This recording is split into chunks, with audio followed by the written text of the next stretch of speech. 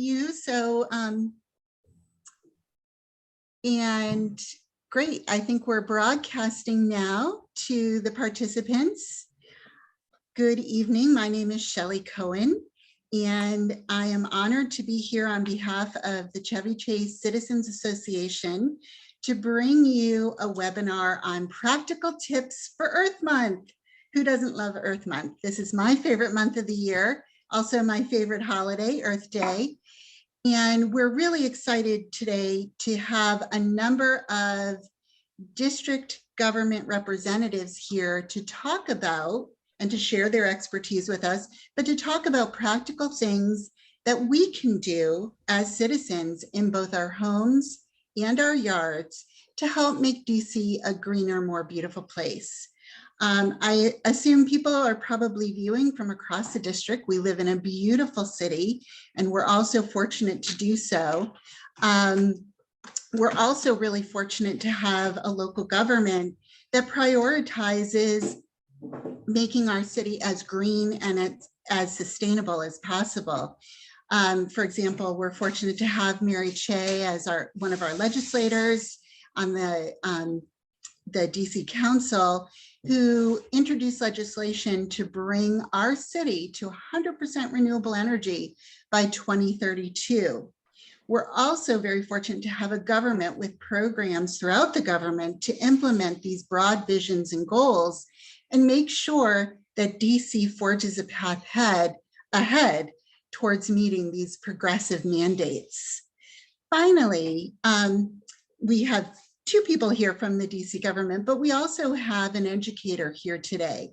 And I'm so excited that to have Alma Paty with us from Murch Elementary School, who is the science coordinator, because it's one thing to take these broad visions and to implement them and to protect things for the next generation. But we really need the next generation to ensure that sustainability continues for the next generation after that. So I'm going to give a brief introduction of our speakers tonight and thank them for being here. First, we're going to hear from Ted Trabue, Director of DC Sustainable Energy Utility. And Ted, correct me if I'm wrong, but I believe you're a lifelong Chevy Chase resident? 51 years. 51 years. So we are so fortunate to have Ted here. Not only does he live in and love the community, but he's doing all he can to bring efficiency to our homes. Through the DCSEU, he is working to help reduce our utility bills by offering practical efficiency solutions. And also the DCSEU is really focused on helping our low-income residents to find relief on their utility bills as well. Next, we'll hear from Arielle Conti. She is the manager of the RiverSmart Homes program.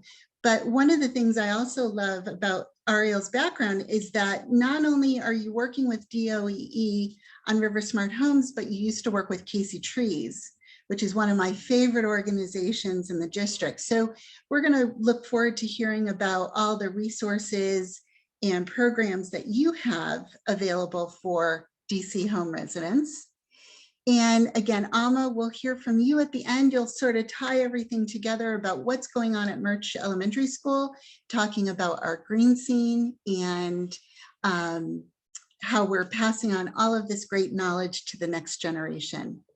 So Ted, I'm going to stop sharing my screen and let you move forward with your presentation. Thank you for being here. Shelley, thank you very much. It is indeed a pleasure to be here.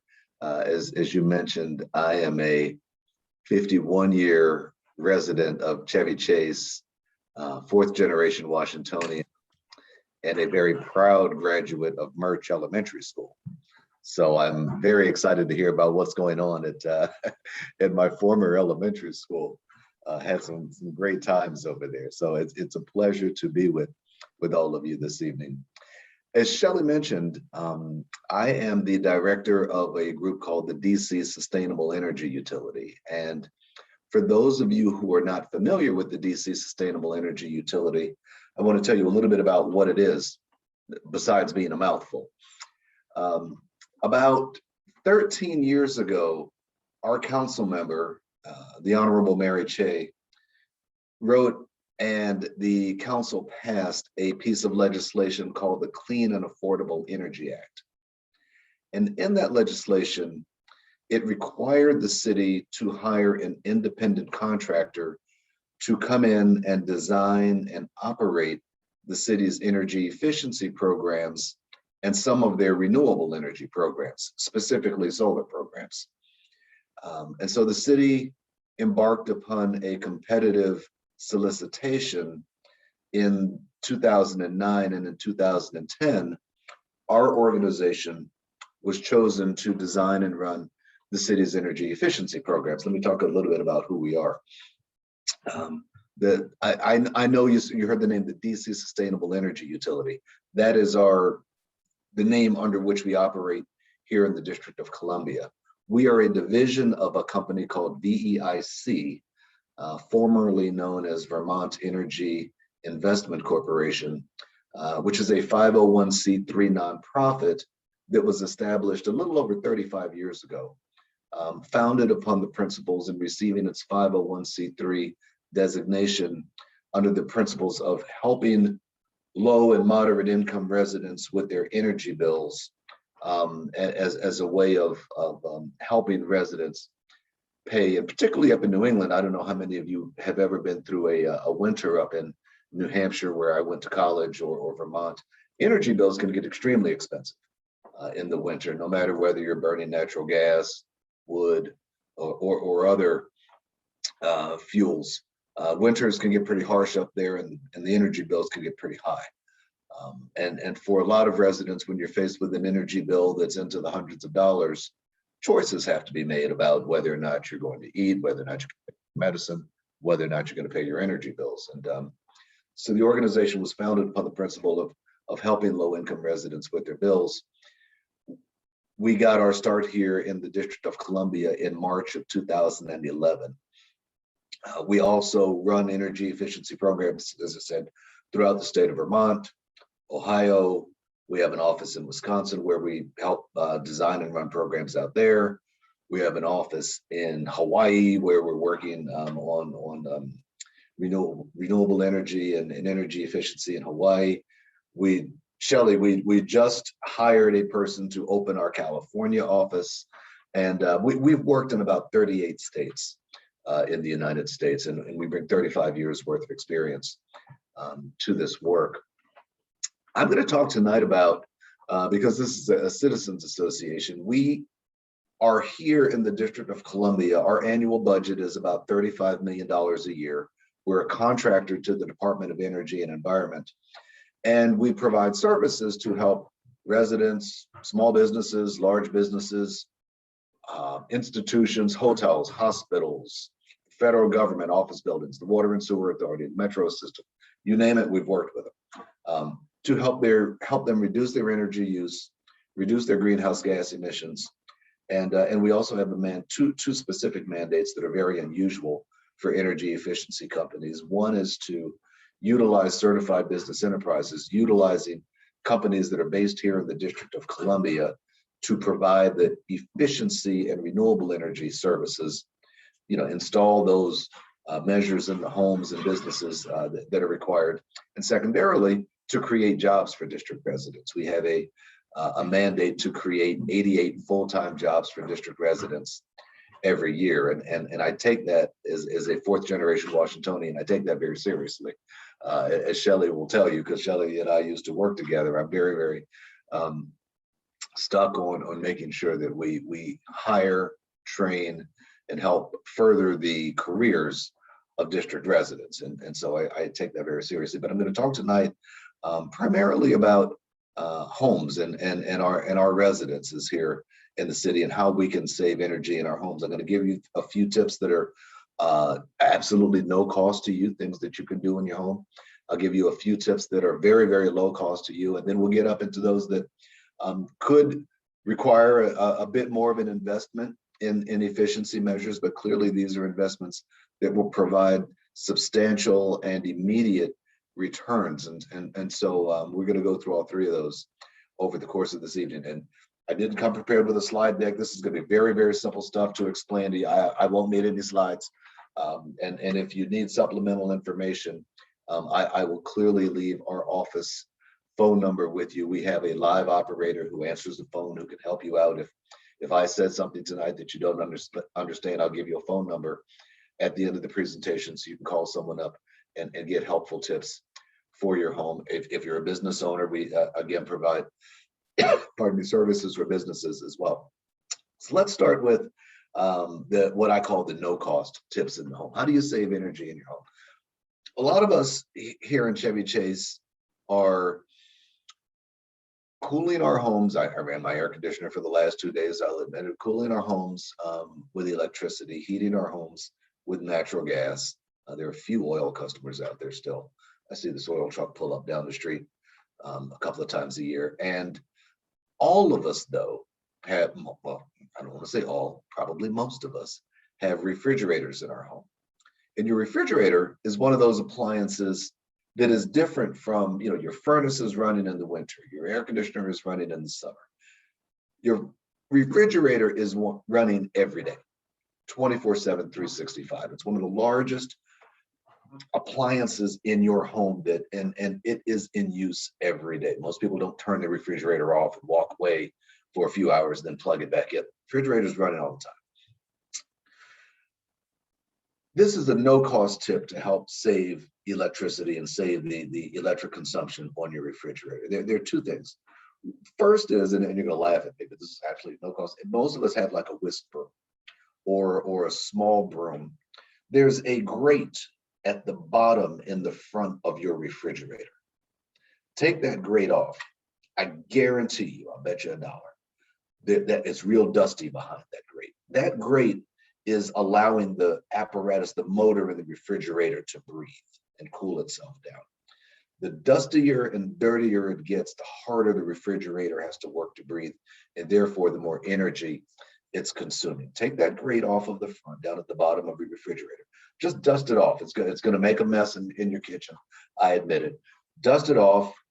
And while you're there, after you've taken that off, if you have the opportunity, if you have maybe a friend to help you, if you can pull the refrigerator away from the wall, there's going to be another set of coils on the back of the refrigerator. Dust those off and clean those off as well. Your refrigerator will run much more efficiently when those coils are cleaned off and the refrigerator is able to breathe more easily. It will save you energy on your bills. It's the no-cost, easy thing to do in your home. Next, we're going to get into something that's very, very low cost to you. Probably all of us have lights in our home. Lighting is typically about 20% of your electric bill. We recommend now LED lights. It's the most efficient light that's on the market. LED lights, when they came out, were pretty expensive. They were about $10 to $12 a piece. At our organization, as I said, we take some of our budget and we work with international manufacturers, Sylvania, Cree, Philips, you name it. And we help buy down the cost of the lights. So as they're sold at Safeway and Costco and Bed Bath & Beyond and Giant Foods, CVS doesn't participate in the program. Don't ask me why. That's another conversation. But Lowe's, Home Depot, a lot of these stores where you can go in and buy your appliances, Annie's Ace Hardware, the one up on Wisconsin Avenue, where the old Sears used to be. I'm dating myself. Have significant discounts on LED lights. We've helped to buy down the cost of those lights, but I'm going to give you an even better deal tonight because you're on the Zoom call with us, your residents, your neighbors. We have a package deal that we will sell you.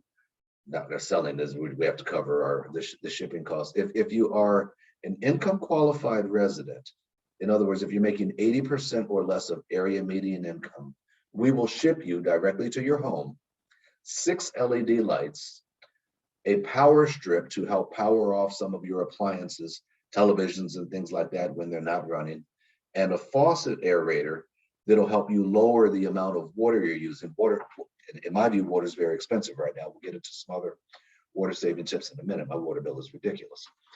But We'll send you this package, 6 LED lights, power strip, and the faucet aerator. If you're an income qualified resident, this is absolutely free of charge to you. If you are above that income threshold, the package will cost you $10. It's only $10. Getting 6 lights alone for $10 these lights alone are worth about $70. Again, this will be mailed directly to your home. There's no mailing charge or delivery fee on top of the $10. $10 covers all of that. You can go to our website, and I'll give it to you right now. It's DC, S as in Sam, E Energy, U Utility, District of Columbia, SEU.com, and order your energy kit. When you look up, helpful tips for your home, they'll allow you to order an energy kit right there, $10, as I said, and this will be shipped directly to your house. You don't have to go out to Annie's, Ace Hardware, or Lowe's, or Home Depot, or anything like that. Install these lights in your home. As I said, lighting is about 20% of the cost of electricity in a home. So install them in like the 6 lights that you use most often in your home. You'll see your bills come down immediately. The next couple of tips I want to provide, Shelley, am I doing okay on time, or am I talking too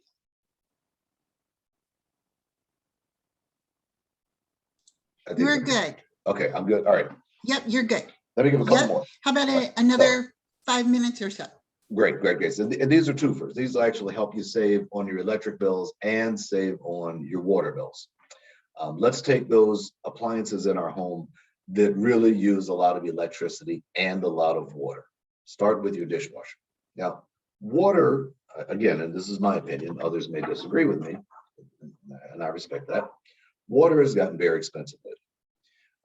And most of us wash our dishes somehow. We either wash them by hand, we wash them with a traditional dishwasher, we wash them maybe with a high efficient dishwasher. Washing your dishes by hand can consume up to about 27 gallons of water every time you wash your dishes with your hands. Washing your dishes with a traditional dishwasher uses about 10 gallons of water. Washing your dishes with an Energy Star dishwasher uses about 3 gallons of water. Now you can do the math in terms of how often some people might run their dishwashers every other day, every day. Some people might only run them once a week or so. But you can do the math in your home and immediately see how many gallons of water that you can save over the course of the year. There are significant electric savings as well when you're buying Energy Star. There's an Energy Star label. It's a blue and white label that will be on the appliances. And in addition to those blue and white labels, if you buy these appliances at retailers here in the District of Columbia, our organization will give you a rebate for buying the high efficient Energy Star dishwasher or clothes washer, which we're about to get into in a minute. Those rebates range from $50 for dishwashers up to $400 or more for some other sorts of energy efficiency measures, air source heat pumps and the like, that you can put in your home, efficient furnaces and everything like that. We have all sorts of rebates for furnaces, water heaters, dishwashers, dryers, all sorts of. So you can go on our website if you have to buy a new appliance or just in the mood to, replace your old appliances and get something more efficient. We have rebates for all sorts of appliances for the home. Everything's from refrigerators and the like. Please, go on the website, DCSEU.com and visit it. The last one I'll talk about are clothes washers. Clothes washers, again, use a lot of electricity and use a lot of water. A traditional clothes washer uses between 30 and 45 gallons of water every time you run a load of laundry. A high efficient clothes washer uses less than half of that. Again, some people do laundry. I've got kids here in the house. We're running the laundry machine probably a little bit more often than some others might. But the savings in terms of water and the electricity is significant. And so I would recommend, again, all sorts of high efficient appliances, Energy Star brand appliances. And you have Energy Star televisions as well. You have all sorts of appliances that get an Energy Star rating that have been tested and certified to be low in energy use or lower in energy use than other appliances in your home. Finally, I'll get into this last thing, and Shelley talked about it a little bit earlier. It's called Solar for All.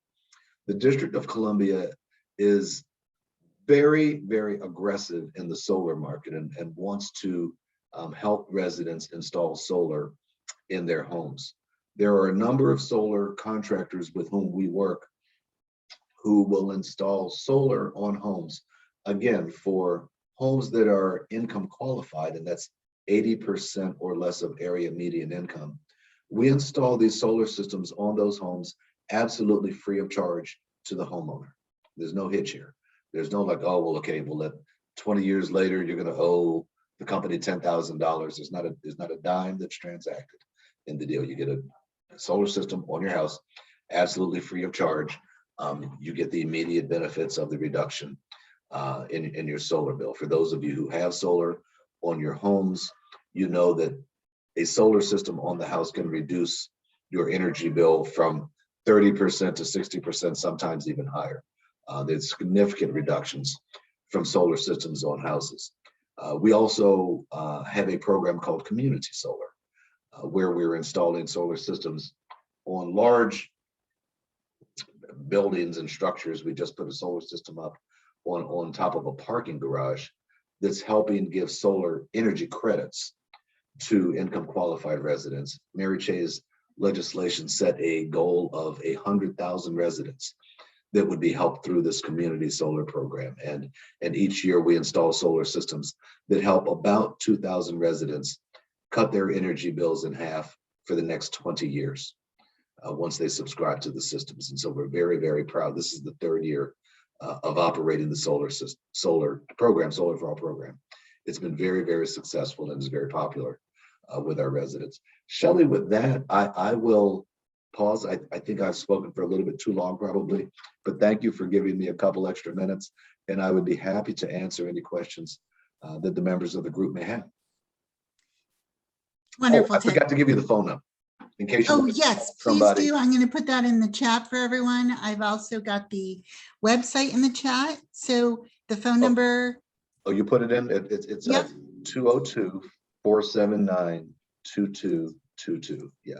202-479-2222. Yes, please. And after the phone picks up, just hit 0. A live operator will come on and talk to you about your energy needs in your home or business. Great. So that's in the chat as well. And one of the things we're doing, we're videoing this session.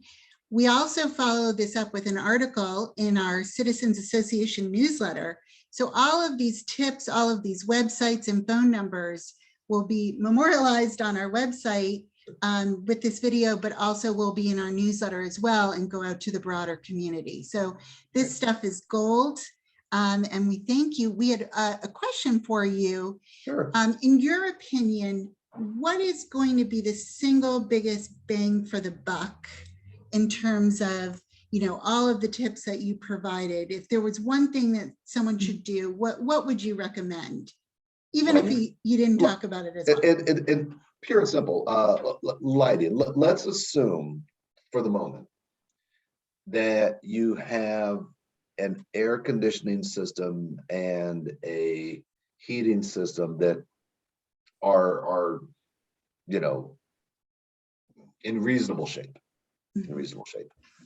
Lighting is going to be the biggest bang for the buck, because remember, you're not paying many bucks for it.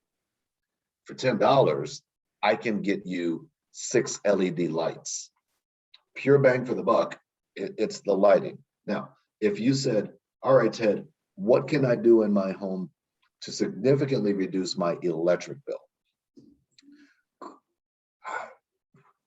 The running of the air conditioner in the summer is probably the largest driver of the electrical bill, but that's seasonal, of course.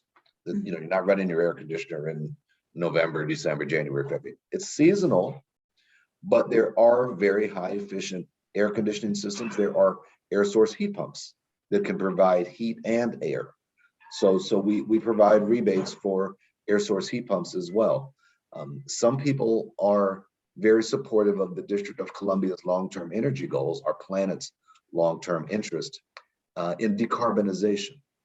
And so they want to switch out from a gas furnace or an oil furnace to a gas water heater to all electric appliances. We provide rebates for this sort of transition, and can offer you a list of qualified contractors to come in and do the work. Of course, these are not services that you can perform on your own, but these services can result in significant energy savings after you do them. Now, I would caution with air source heat pumps, you will eliminate your gas bill. Your electric bill will increase. Let's be realistic, so there are trade-offs. But sometimes at the time when a piece of equipment is getting old and it's not working well anymore, these are good decisions to make. But if you said best bang for the buck right now, lighting, order 2 of the energy. Cover all the lights in your house. Ted, as always, thank you so much. This is You're welcome. wonderful. Wonderful to have you here, and such great information. I'm so excited for you to share this with our broader community here across the district. And we'll keep singing the praises of the DCSEU as well as all of these phenomenal services. Thank you, Shelley. Have a wonderful evening. With that, I'm going to switch over to Arielle, or is it Arielle? So wonderful to have you here today. I was introduced to the RiverSmart Homes program about 10 years ago when I had someone come out and provide us with a rain barrel and look at my house in terms of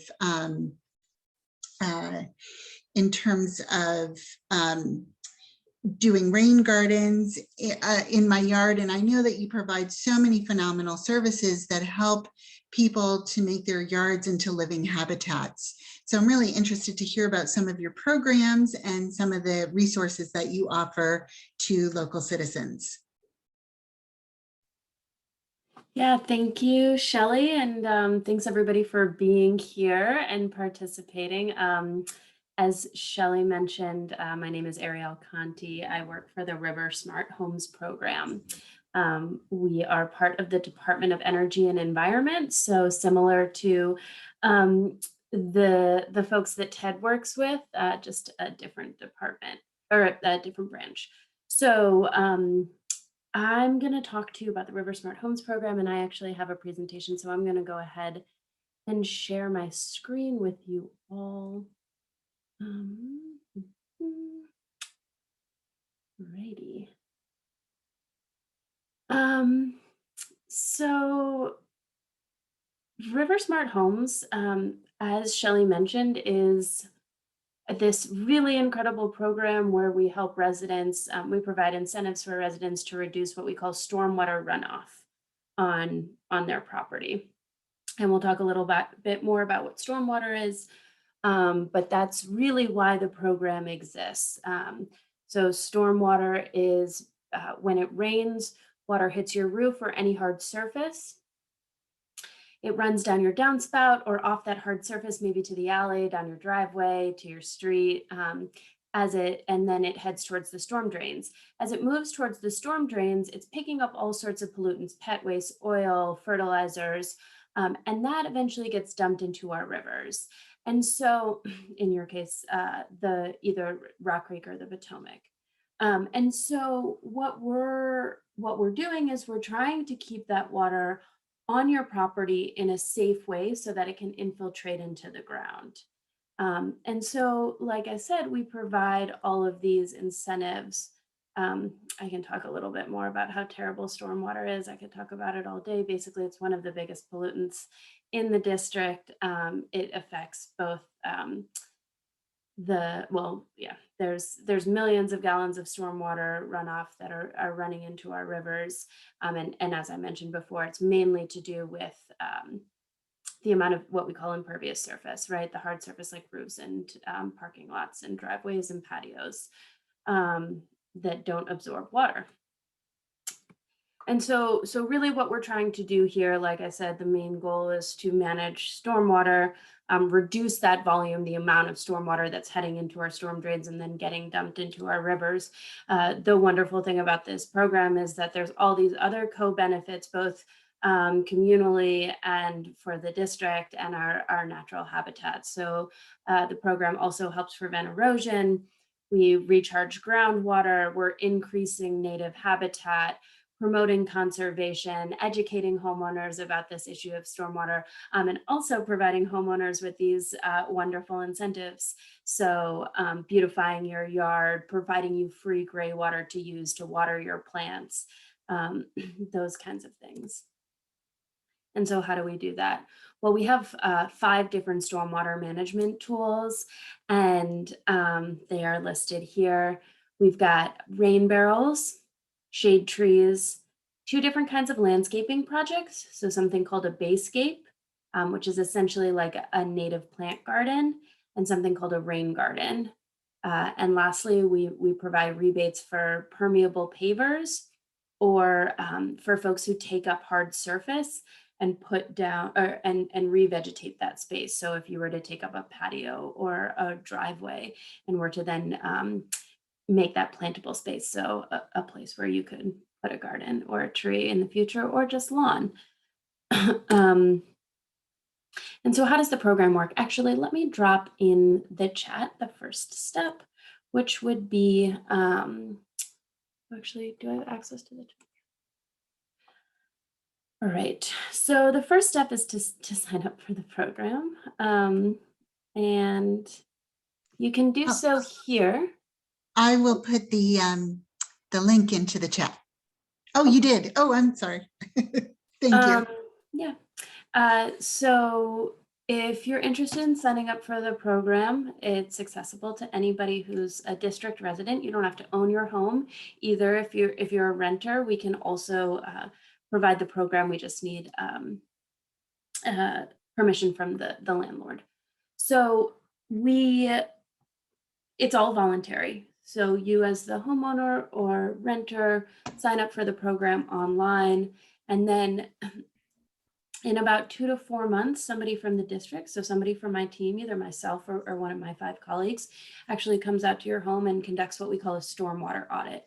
So we're going to walk around the property with you, masked right now, and 6 feet of distance, walk around the property and talk to you about which of our projects we think would basically have the most bang for your buck in terms of stormwater management on your property. So where could we put the projects? Where would they work best for you as the homeowner? And where would they do the most good in terms of capturing this stormwater? And then those are all just recommendations. So we tell you everything that's possible on the property, and then you as the homeowner decides which projects you want to move forward with. So you let us know, yeah, we definitely want that shade tree in the backyard. We definitely want a rain barrel up front, and we sign you up for those projects. And then our nonprofit partners actually come out and install those projects for you. And so, and these are all at deeply discounted rates. So the homeowner's paying about 10% of the cost, and I'll go through what those will actually look like, where the district is paying about 90% of the cost. And so you then get the project installed and you have it, it's yours. You then maintain it, and that looks slightly different for each project, but it's yours, and it's up to you to keep it in working condition, thriving and doing the good work that, doing the good stormwater management work that it does. And so I just wanted to take a minute to kind of talk to you about the way that the program works, right? So I work for the district government, the DC Department of Energy and Environment. We then have these grantees, Alliance for the Chesapeake Bay and Casey Trees, and they're the ones that actually manage the parts of the program where you're installing the project. So Casey Trees is actually coming out to your property, doing a tree consultation, right? One of their arborists is talking to you about which species could do well where, Alliance for the Chesapeake Bay is actually managing subcontractors who are coming out and doing consultations for rain barrels the landscaping projects and permeable pavers. And one of the things that I really love about this program is that we have these local grantees, right? But then we also have these installers who are these small businesses. So similar to what Ted was talking about earlier, the program is both a way to, it's less of a job training program and more of a way to provide work for some of our smaller new businesses. So small landscape contractors that maybe need to be connected to homeowners, folks that are entrepreneurial trying to break into the market. They have this space to do it through the program. And then one of my other favorite things about this program is that it is very much word of mouth. So we have lots of folks like Shelley who participated in the program in year one. I can't believe that we started back in 2009 was our pilot year. And so 10 years ago, Shelley was on the precipice. She was the one of our first adopters. And she likely told her neighbors about the program, and then her neighbors signed up and participated, and then they told their neighbors. We also have these really lovely Clean Water Starts Here signs that we've started installing, and people are noticing those and asking their neighbors what that's all about. And so it's very cool that this program actually doesn't need really any media or communication strategy, because it really is a word of mouth program. We install in all 8 wards across the district, but only on private property. And you can get a sense of the number of projects that we've installed over the years. And these numbers are actually a little bit old, so they're a bit higher than this. And then where are we at? So I just wanted to quickly talk about each of the projects, and I'll go through this fairly quickly. Rain barrels are these containers that connect to your downspout through the program. They're going to be $50 or $70. That's a one-time co-payment that you pay directly to the installer. That covers the cost of the barrel and the cost of installation. And as I mentioned, we would actually come out to the property and tell you which downspouts would be best for the barrels. They're about a little over 100 gallons. They come with a 30-foot soaker hose, so you can take that hose, snake it throughout landscaping that's nearby, and it can actually act as passive irrigation, right? So the water that's coming off your roof is being held in this barrel and in this container, and then water is slowly coming out of the spigot through the soaker hose and watering your plants nearby. Same thing. These are the 2 models of barrels that we offer. You can get up to 2 per home, depending on the property. Shade trees are free through the program, and you can get up to 25 per property, as long as you have enough space. And so all we need is a 5x5 plantable space. It needs to be 10 feet from your home. Like I mentioned, you would actually get a consultation with an arborist from KC Trees who would come out and take a look at the property and let you know which species they think would do best. The trees are free. They're about 5 to 10 feet tall when they go in the ground, and they do have a watering bag when they go in the ground and they're mulched. Rain gardens are these bowl-shaped gardens that actually connect to downspouts. They're our most effective stormwater management tool. So what you're doing here is the water that's running off your roof is actually being managed directly in this bowl-shaped garden. The example on the right, you can really see that ponding depth. You can really see that space where the water is going to fill up during a storm event, right?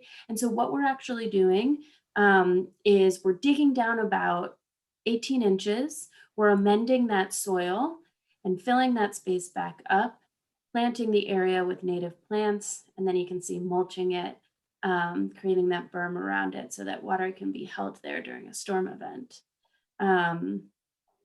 These are each $100, and you can get up to 2 per property. So that $100 includes a consultation with a landscape contractor. It includes the design work. You then approve the design. The contractor will then purchase the plants and install that garden for you. So $100. The gardens are about 50 square feet, and they have about 22 gallons of plant material. And then similarly, basecapings are going to be $100. And like I said, you can get up to 2 landscaping projects per property. Again, 34 gallons of plant material, 120 square feet of native plants. This, we're not connecting the downspouts. So we really like to put these on places where we see erosion or sloped areas. And so that these really deep-rooted plants can help hold soil in place, reduce erosion, and then also create space in the soil so that water can infiltrate in. And same process. So $100 to have a landscape contractor come out, design, and purchase your plants and install them for you. They're going to till down about 4 inches. They're going to mix in compost. They're going to plant those plants, and then they're going to mulch the area. And then last but not least is this permeable paver program, which is also really incredible. It's only for those who are in the MS4 sewer system, which a large portion of Chevy Chase is. And so this is our separated sewer system. And we can talk about that later, but permeable pavers are basically, they look like regular pavers on the surface, right? They've got a little bit of gravel in between, a little bit of space, but really it's essentially like a dry well underneath it. You can see that image on the right. You're gonna have layers of gravel underneath that permeable paver, and then you're gonna have these interlocking pavers on top. You're gonna have this nice concrete border around so that those pavers hold in place and they can hold the weight of a car. You guys may have seen in the district, we're actually installing these in alleyways. So they're strong enough to hold trash trucks and fire trucks. So you don't have to worry about parking your car on them. They do a really good job of managing stormwater because the water that's hitting it rather than running off it like concrete is actually moving through those spaces between the pavers down into that gravel well underneath and then infiltrating into the subsoil under the gravel. And so that's my really quick overview of the RiverSmart Homes program. If you have any specific questions, I've provided my email address and that's my work cell phone. So feel free to reach out to me. The other thing that I would be remiss to say is that in addition to the grant programs that I mentioned, we also have a number of rebate programs. And so if you are a DIY person, if you want to purchase your own tree and install it yourself, plant it yourself, we provide either $50 or $100 depending on the species. So be sure to check out the tree rebate program. In addition, we have a rebate program for rain barrels. And if you purchase your own rain barrel, we will reimburse you $2 per gallon. And so say you buy a 50-gallon rain barrel, we'll reimburse you up to $100, up to the cost of that barrel. Now that doesn't include installation, so that's that would be on you. And then lastly, for rain gardens, we offer, again, a rebate. So up to $2,200 if you install your own rain garden. Yeah, that's kind of the overall gist.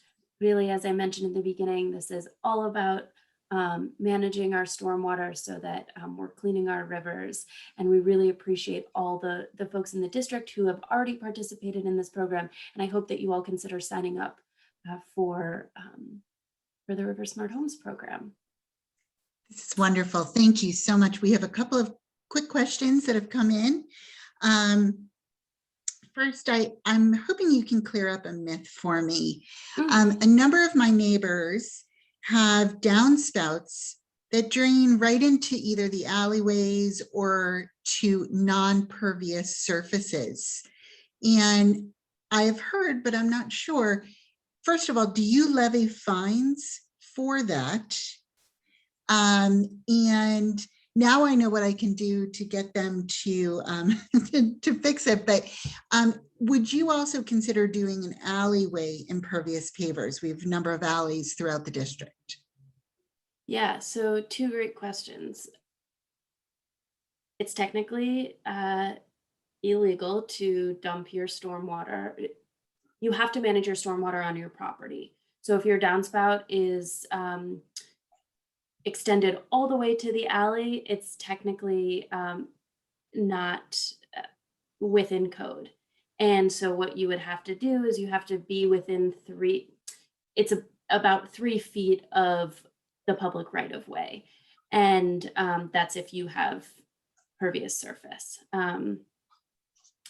So yes, we do levy fines. It's rare for one of our inspectors to go out and look at a home and levy a fine on a homeowner unless it's causing a really big issue. So we have seen in the past where downspouts are letting out onto sidewalks, and that can be a really big issue right in the winter time when that water sits and freezes and can become a hazard, right?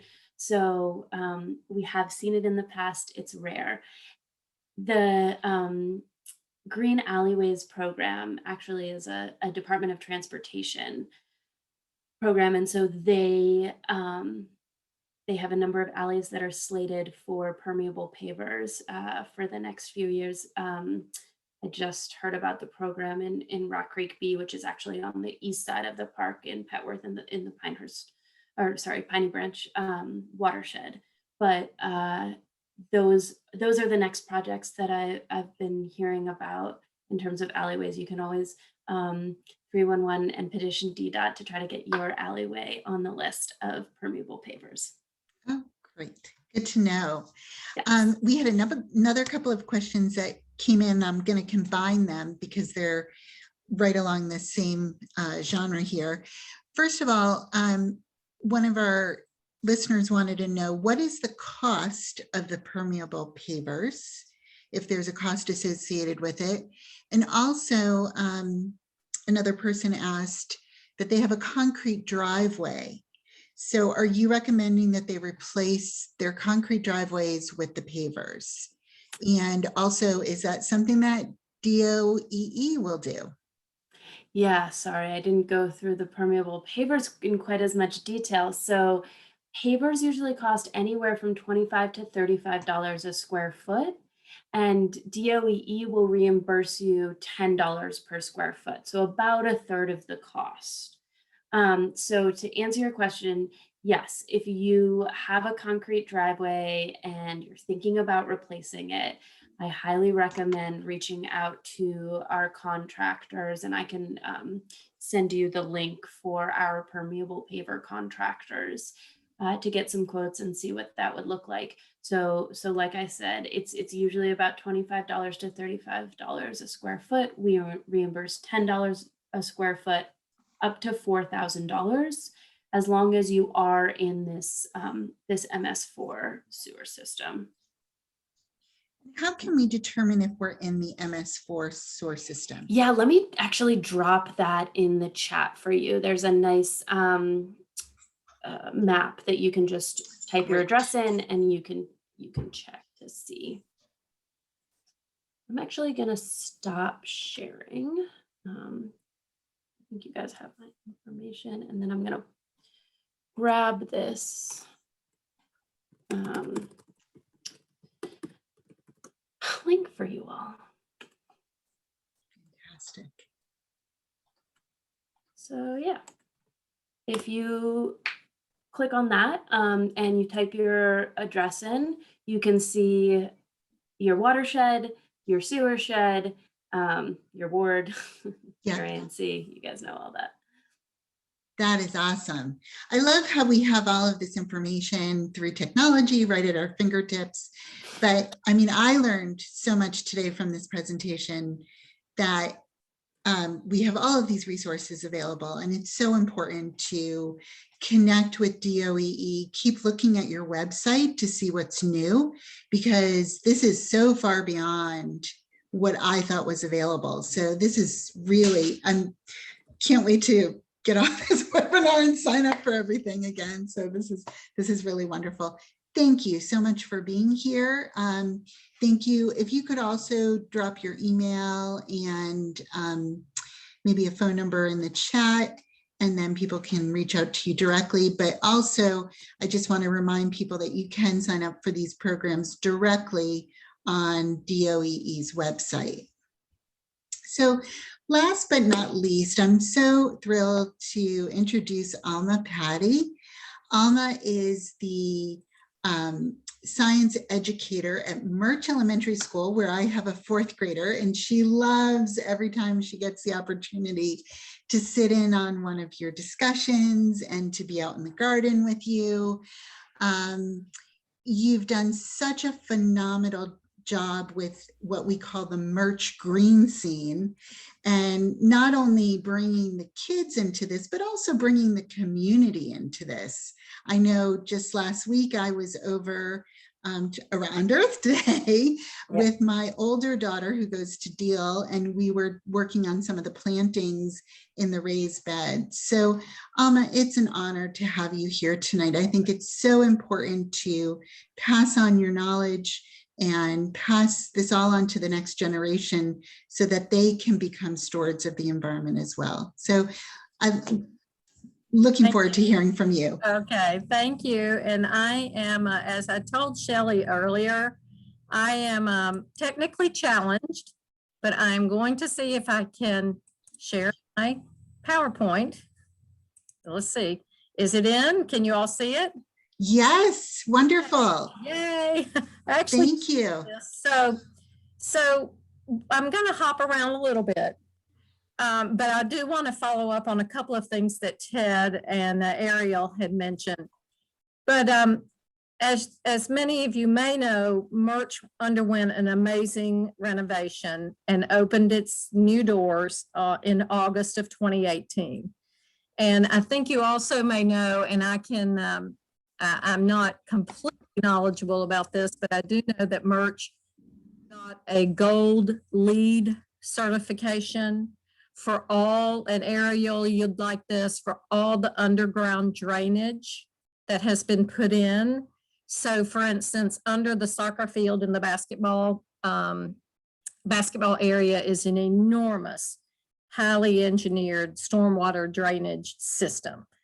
That's really all I know, but it's really gotten us to gold LEED status. We have 1, 2, 3, maybe 4 green roofs.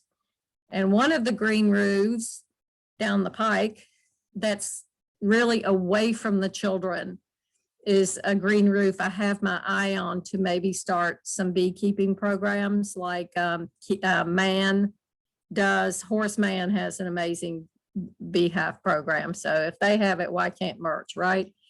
So anyway, I want you to take a look. What was really amazing is that Murch also had a green scene before I came on the scene, and they worked very, very closely with Division of General Services, DGS, the contractor, an amazing landscape architect named Joan Honeyman. Many of you may know of her work. And they really did landscape the grounds with very, I don't want to say hardy, but with native plants that don't require a lot of water, but that are beautiful and that are pollinators. So what you see here is on the Davenport Street side. And some of these pollinators are things such as Russian sage. And when I walk by that Russian sage, when it's in bloom, it is full of bees. It's wonderful, all sorts of pollinators. And this is, I want you to take a look at these colors, because at the end, I'm going to tell you about a project that I'm really hoping to do in the fall. Hope is not a strategy, but I'm hoping to get this kicked off in the fall. But just remember that Murch's colors, and I was so thrilled to hear that Ted Trabue is an alum of Murch. But just keep these colors in mind as we move forward. Arielle, I also wanted to let you know that we are so excited. I've been working with the mayor's Clean Cities program, and Julie Lawson. Yeah, Julie Lawson. And we applied, we got accepted, and then the pandemic hit and the sign shop closed down, and we just got our Adopt a Block sign for Murch. We're just so thrilled. And this is on Reno Road, and I don't want to push my luck, but I may twist her arm to see if we can get one, because Murch Adopt a Block is the entire block of Murch. Reno Road, Ellicott, 36th Street, and Davenport. And so what we do is our green scene, but also the parents. I mean, they don't have to be a member of the green scene. We also have several neighbors that are master gardeners that have pitched in, and they don't even have children at Murch, but they've pitched in. It's been really great. And so the mayor's cleanup day, their Clean City Cleanup Day, was the 20th of March. Let me say, it was really cold, and about 2 dozen people, families with little kids showed up. And I wish I could get these bigger, and maybe Shelley, later I can get these bigger for you. But these parents with their kids showed up.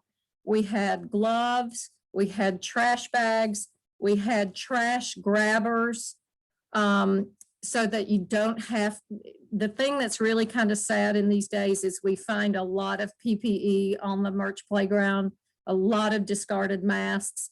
So we have the grabbers so that they don't have to actually touch the trash.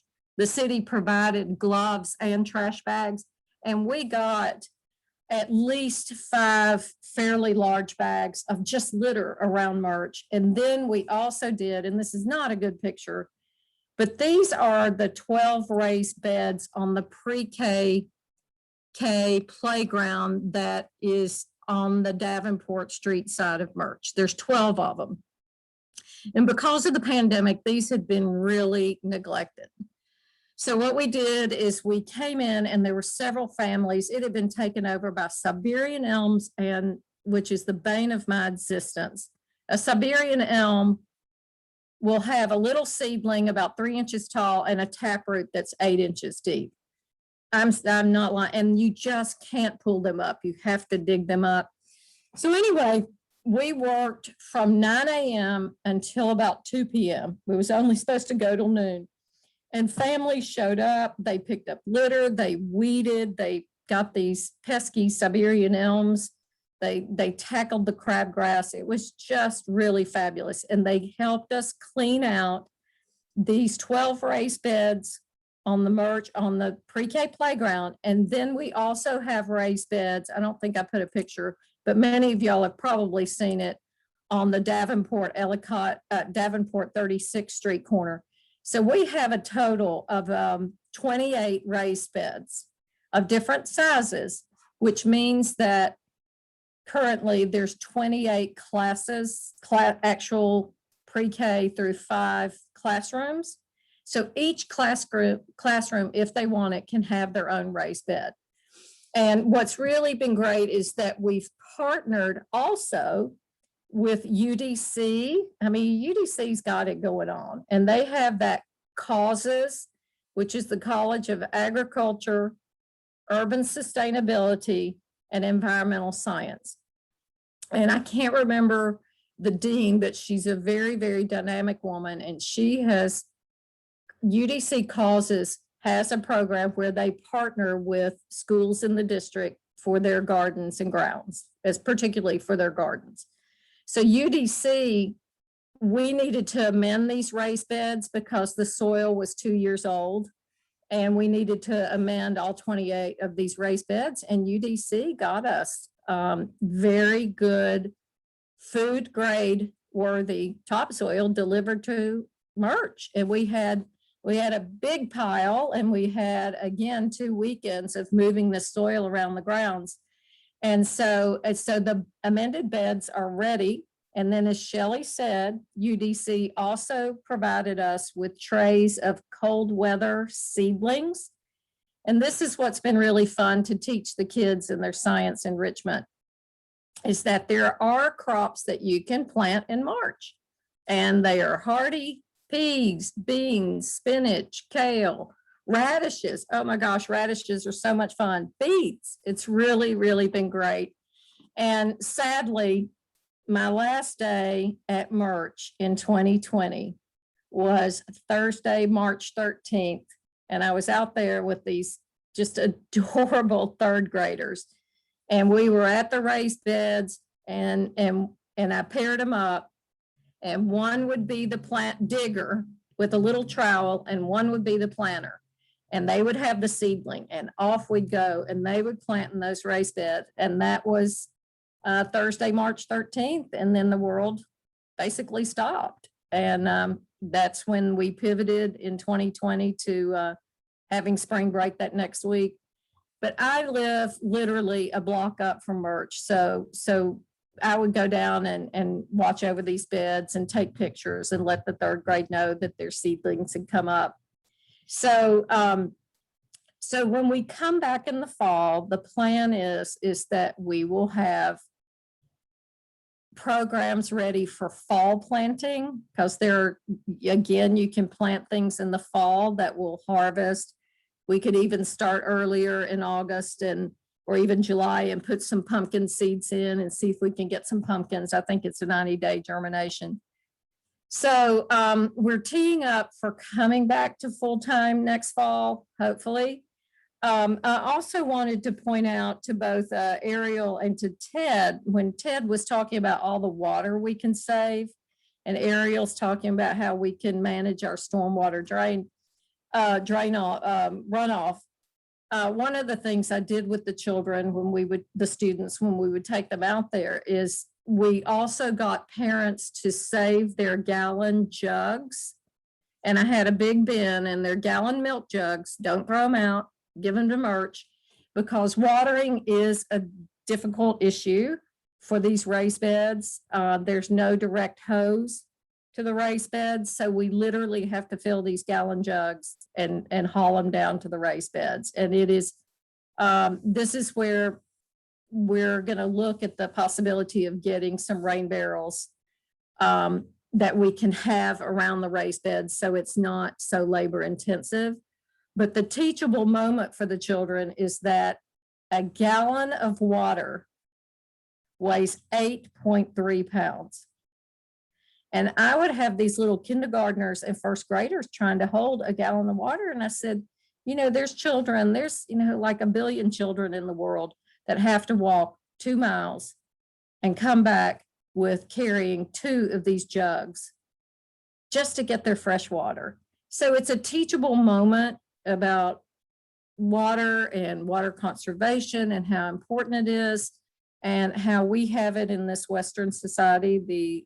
It's truly a blessing to have this access to clean, fresh water at the turn of a spigot.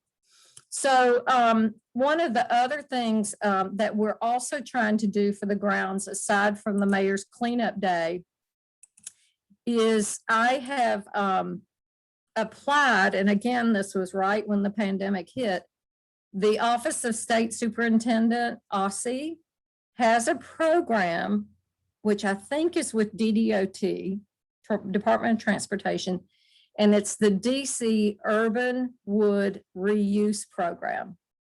And anytime, I don't have a slide on it, but anytime that DDOT cuts down a street tree or some kind of nuisance tree, they have it to where they're going to reuse it. And I applied for Murch last summer in the middle of the pandemic for 24 18-inch stumps and 9 benches that are just basically a log that's been split and you put it in the ground, and 9 benches to put around the Murch grounds so that we can have these outdoor classrooms. You can have these little clusters of 6 stumps and a bench and have like these outdoor classrooms at Murch. So that program I've got to follow up on because it shut down. The mill shut down. It shut down, but I'm really hoping, and I've got to talk to my contact at OSSI to see if we can get this back up and running for the Murch grounds. What I wanted to also talk to you is, like, for those of you who really want to know what you can do, one of the greatest things, and I think Robert put in the chat, what is the biggest bang for the buck? And honestly, it's a pack of seeds or buying a tray of seedlings and growing your own food. There's just nothing, the environmental savings, the joy, the fact that you've grown something, you throw it in the ground and see what happens.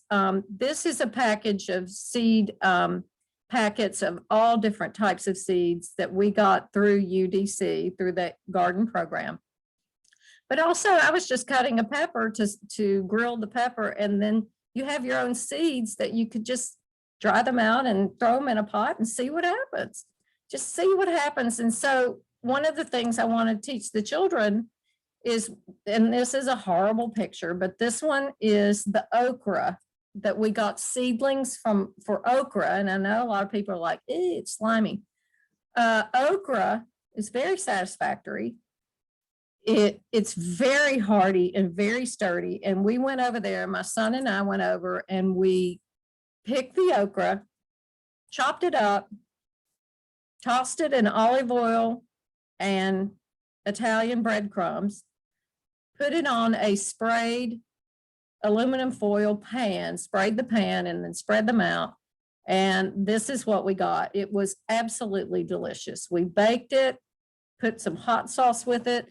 So what we're going to try to do also in the fall when we're back and we have food growing is to work with the kitchen in the cafeteria and see how we can start having like little cooking lessons or just very simple ways of teaching the students, like if you've grown this, now you can cook it and give them a life skill.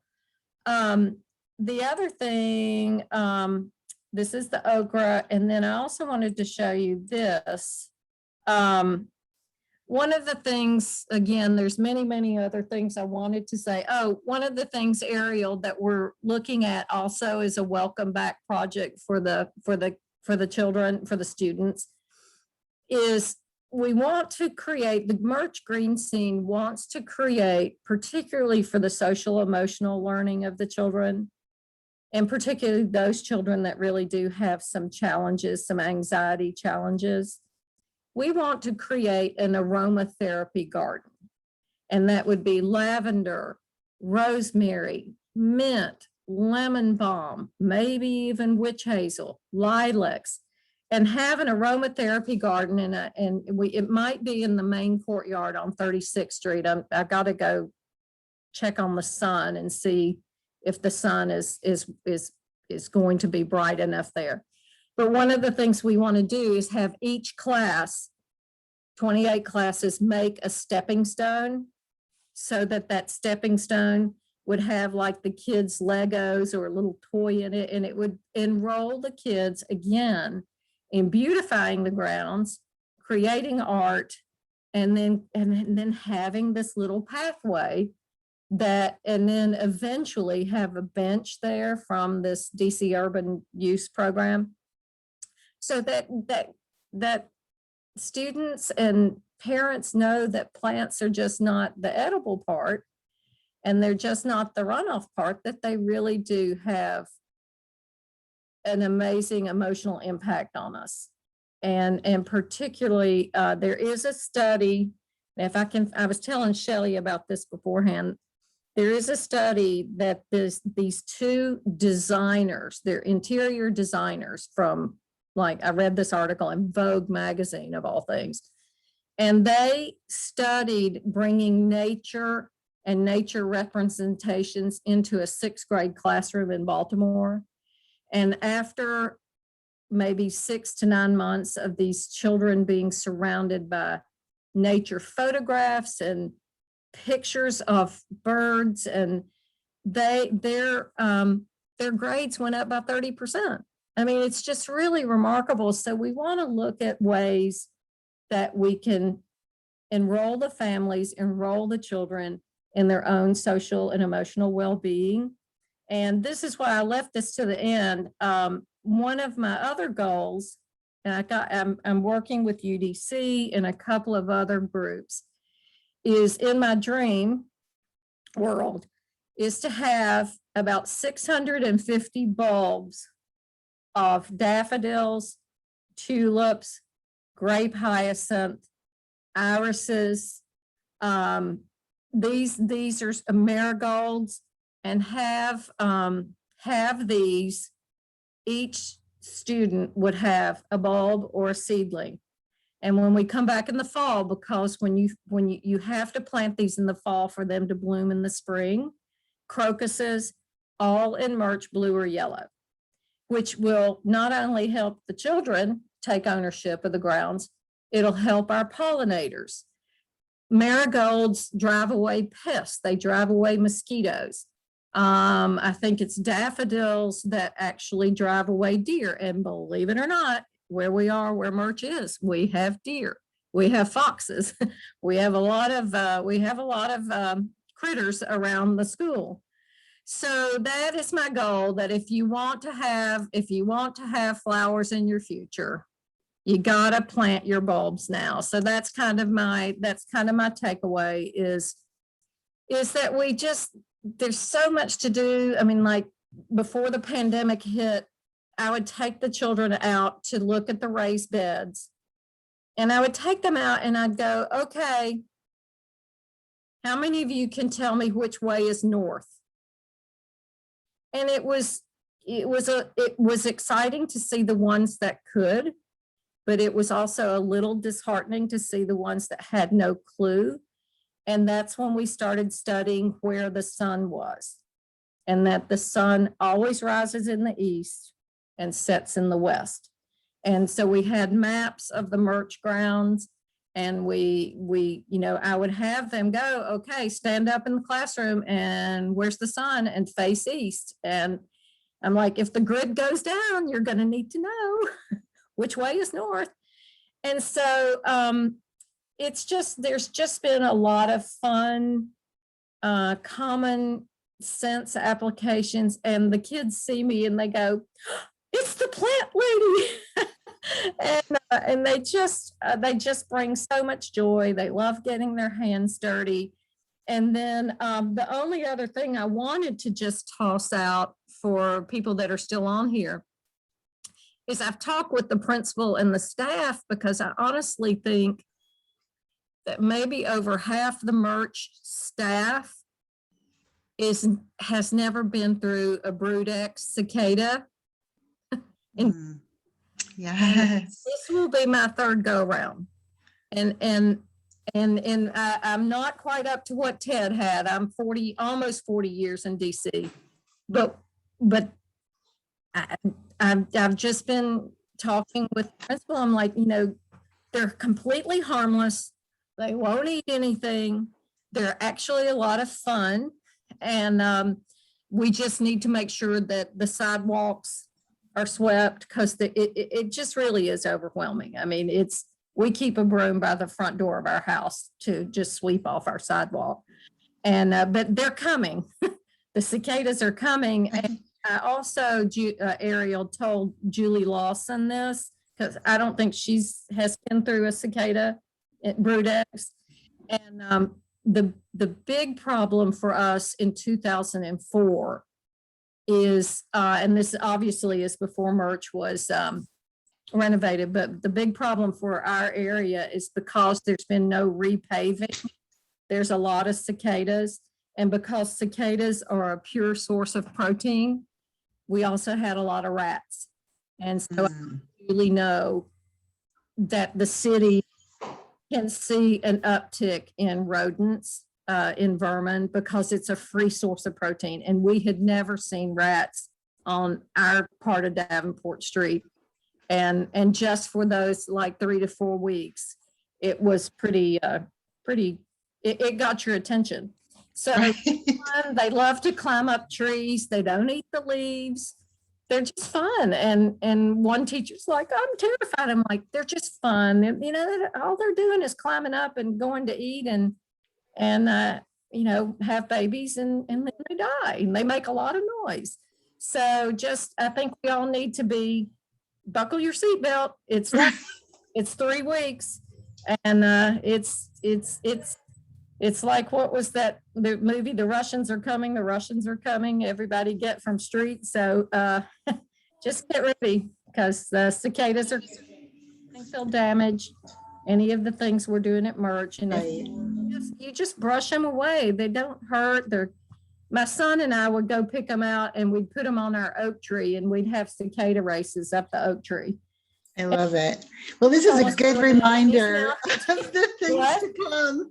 It's a great reminder of things to come. Unfortunately, we are at our time, but I must say a huge thank you. My heart is full. I mean, this is just so amazing to listen to all that's going on at Murch. You've done an incredible job incorporating our natural environment and our built environment in with all of what the kids are doing. You've made some incredible partnerships with UDC and the district government. So it's wonderful to see all of this. Thank you, Alma. I'm so excited. I have a daughter at Murch for one more year, so she Hey, can thank benefit you. from all of your good knowledge.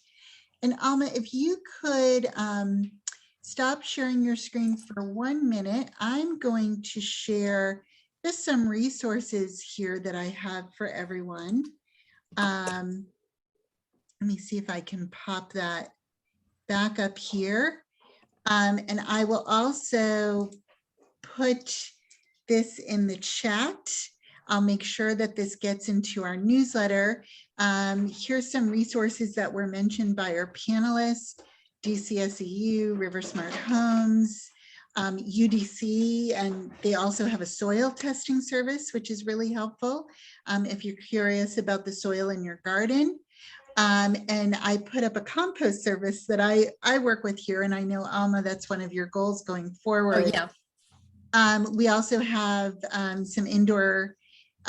some other indoor resources and some solar resources as well. And anyone who is interested in talking solar, I'm happy to talk further about solar, hopefully maybe somewhere down the line, or just feel free to reach out to me. I'm always happy to talk about solar and why it's great to go solar in the district right now with all of the incentives. And here's my information if anybody does want to reach out about any of the things that you heard today.